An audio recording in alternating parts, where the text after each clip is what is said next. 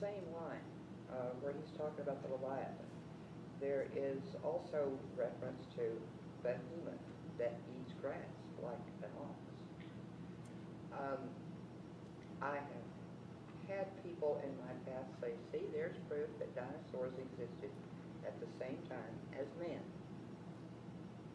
How would y'all respond to that? So Behemoth, however it's pronounced, as being a dinosaur. Some people think. I'm not saying I do. I'm just saying I've had it put to Right. me. I'm trying to think. Where is? That's in Job too, isn't Yeah. it? It comes and causes some destruction. That's what I've. Well, I mean, again, it's another one of those that he references, and it just gives basically a description. And I'm trying to think because the description, well, it kind of seems to fit a dinosaur. Yeah. I don't know that that necessarily means it is a dinosaur.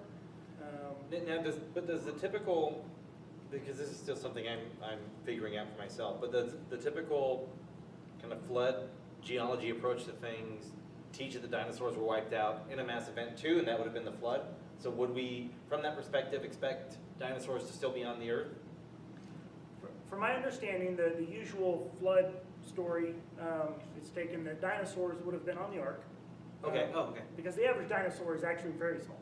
Right. The average dinosaur isn't your T-Rex and your, it's they're about the size of a sheep. Mm-hmm. And even the big ones, well, when they're young, they're not big. Right. And so, I think the standard view of that, for those who accept the flood as a global event and dinosaurs have been on the ark, is they came off the ark like everything else and just eventually went extinct. Eventually, they just didn't make it. So one could have showed up in the Job era. Right. So, Okay. so in the Job era, there could have been.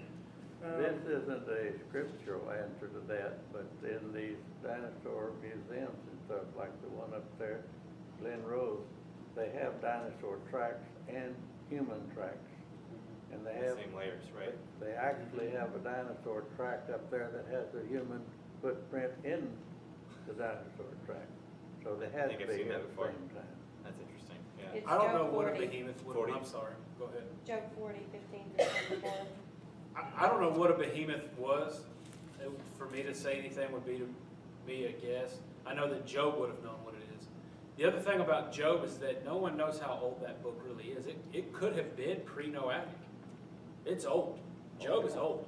It's not put in the Bible in chronological order. It's put in the Bible based on what it is. It's a poetry, psalm type of book. So it's placed with the Psalms and Proverbs and all that. But and I'm not making that claim. I'm saying it very well could have been, like, Job is old. Job could have been old. I mean, there's pretty good reference that Job is at least older than Noah. Not Noah, Moses. Because there's no reference to the law, there's no reference to any of this other than cultural things like sackcloth and ashes. So it could. No one knows the date of Job. It's old. It's very. This old. would be an area where, I'm sorry, what's the name of the guy who's not here today? Dave. Where Dave would say, this is where you argue and it's a lot of fun. Yeah. Is I just heard Hugh Ross offer, if you actually want to do, if you wanted to go to a scriptural account of creation, you start with Job instead of Genesis, which that was an interesting argument. Now I would have to hear the debate for the age and what's intended for what, and what order it receives scripture, but he said that's where I look to for my account of the creation of the universe, which I just thought was interesting. Not something I know as well as others, but... Here's the relevant verses. 40:15, thank you. It says, "Look now at Behemoth, which I made along with you. He eats grass like an ox. See now, his strength is in his hips, his power is in his stomach muscles. He moves his tail like a cedar. The sinews of his thighs are tightly knit. His bones are like beams of bronze, his ribs like bars of iron. He is the first of the ways of God. Only he who made him can bring near his sword. Surely the mountains yield food for him, and all the beasts of the field play there." So Sounds like God was describing me. Ribs like iron. So, I mean, it's describing a very large, powerful animal.